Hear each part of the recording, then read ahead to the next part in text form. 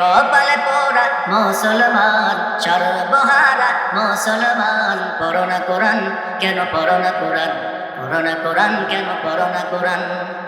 Model যুগের সব model baby, দেখে নাটক আর হিন্দি ছবি। এখন বাংলাদেশের যুবকরা বাংলা সিনেমার দেখে, হিন্দি বেশি দেখে। এখন দেখবেন বাংলাদেশে বাংলার ছেলেরা বাংলা শুদ্ধ বলতে পারে, কিন্তু হিন্দি ঠিকই পারে। আছে না? আপনি কি করবেন? আপনি বলার আগে সমাজ দেওয়া আয়াত সব কিছু বুঝে গেছে, ঠিক কিনা? যুবকরা কথা কয় না, বোঝে, বুঝো, খারাপ না।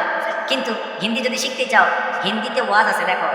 হিন্দিতে ইসলামিক লেকচার আছে, হিন্দিতে ইসলামিক অনেক নাটিকা আছে, এগুলি দেখো। এগুলি দেখলেও হিন্দি শেখা যায় এবং নিজের চরিত্র পরিবর্তন করতে পারে, ঠিক কিনা? হিন্দিতে ইসলামিক সং আছে। If you want to listen to music, তুমি হারামটা শোনো না। যদি শুনতে চাও তাহলে তুমি ইসলামিক সংগুলো শোনো। ইসলামিক সং যেগুলো আছে এগুলি শোনো, তাহলে তোমার জীবনের পরিবর্তন হবে, আত্মার পরিবর্তন হবে, মানসিক প্রশান্তি তৈরি হবে, ঠিক কিনা? আর যত তুমি আজে বাজে গান শুনবা, এর দ্বারা এক পুরুষ আর এক নারীর প্রতি আসক্তি বাড়বে।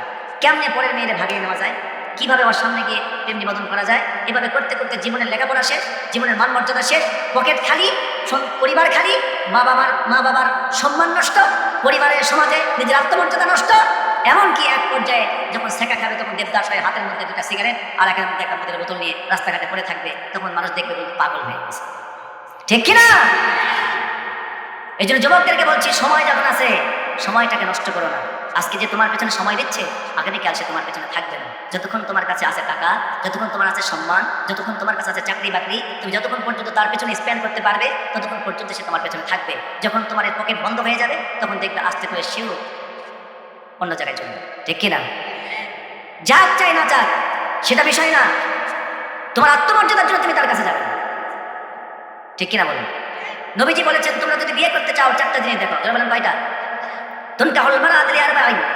নবীজি বলেছেন, তুমি যখন কোনো নারীকে বিয়ে করবে 4টা জিনিস দেখো। এক, সে কত সুন্দর। সুবহানাল্লাহ বলুন। যুবকরা এবার খুব খুশি। যাক, এটাই তো চাইতেছিলাম। ফার্স্টটা যদি এরকমই হতো, first quality is beautiful, she is beautiful হবে, এটাই আমি চাই। আল্লাহ রাসূল সাল্লাল্লাহু আলাইহি ওয়াসাল্লাম এটা বোঝেন, তাই তিনিও বলছেন, আগে দর্শনধারী, তারপরে আপনারা কর না কেন, এটা কি আপনারা জানেন না? এটা তো আপনাদেরই কথা। বলেন, আগে দর্শনধারী, তারপর গুণ বিচার। তো বলছেন 1 নম্বরে হলে দেখবা তার সৌন্দর্য কেমন, কত সে সুন্দর, বিশ্ব সুন্দরী, নাকি কুচকুচে কালো গায়ের, পাতিলের কালো কুচকুচে পাতিলের তলা, দেখো। কারণ তুমি তো তারা নিয়ে ঘুরে খাবো, সেই জন্য রাসূল সাল্লাল্লাহু আলাইহি ওয়াসাল্লাম বলছেন, তুমি বিয়ে করবো, আগে প্রথমে দেখো সে কত সুন্দর।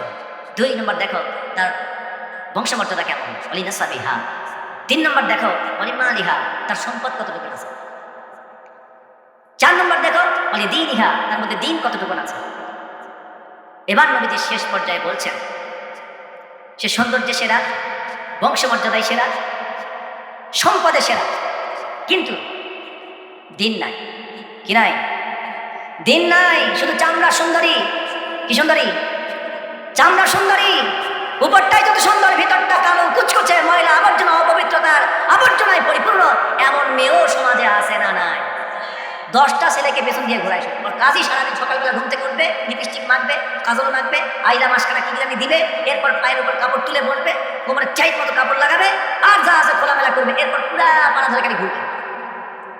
ওর উদ্দেশ্যই পরপুরুষকে আকৃষ্ট করা। এমন দায়ুস মার্কা মেয়ে, যুবতী আমাদের সমাজে আছে না নাই? নবীজি বলছেন, এই ধরনের যে মেয়ে হয়, আল্লাহ নবী বলছেন, এই ধরনের যে মেয়ে হয় তার উপর আল্লাহর লানত, নবীজির লানত, আল্লাহর অভিশাপ, নবীর অভিশাপ, ফেরেশতাদের অভিশাপ, সমস্ত সৃষ্টিকুলের অভিশাপ ওই মেয়েটার উপর। যেই মেয়েটা পরপুরুষকে দেখে বেড়ায় আর পরপুরুষকে নিজের দিকে আকৃষ্ট করে এবং নিজে অন্যের দিকে আকৃষ্ট হতে চায়, যাকেই ভালো লাগে তাকেই I love you, I love you, I love you, আছে না না? এরকম এরকম সস্তা কিছু সুন্দরী মেয়ে আছে, আল্লাহ নবী বলেছেন এদের উপরে আল্লাহর লানত, নবীর লানত, ফেরেশতাদের লানত, সমস্ত সৃষ্টিকুলের লানত। এমন একটা অভিশপ্ত মেয়েকে যদি তুমি ঘরে আনো শুধু চামড়া সুন্দরী দেখে, আমি আল্লাহর কসম করে বলতে পারি তোমার ঘরটাও লানতে পরিপূর্ণ হবে, তোমার ঘরে কোনোদিন শান্তি আসবে না, জাহান্নামের টুকরাই পরিণত হবে, ঠিক কিনা? আর যদি একটা মেয়ের সৌন্দর্য তেমন নয়, বংশমর্যাদা তেমন উচ্চ নয়, সম্পদ তেমন বেশি নাই, কিন্তু তার মধ্যে দিন আছে, ইসলাম প্র্যাকটিস করে, পর্দা মেনে চলে, নামাজ কালাম পড়ে, এমন মেয়েকে যদি ঘরে আনতে পারো, সেই মেয়েটা তার লজ্জাস্থানের আমানতের খেয়ানত করবে না, আমানত রক্ষা করবে, তোমার অনুপস্থিতিতে যেন নিজের